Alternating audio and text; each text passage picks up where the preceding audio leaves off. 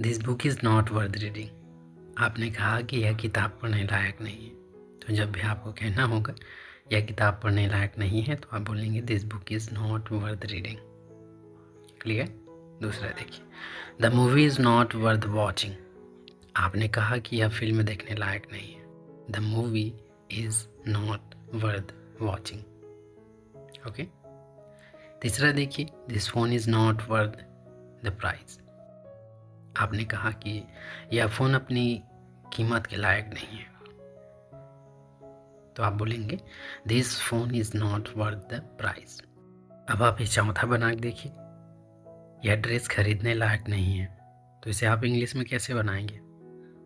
बना करके ज़रूर देखिए। मिलते हैं अगली वीडियो में। अपना ख्याल जरूर रखिए। हर वीडियोस को जरूर देखते रहिए।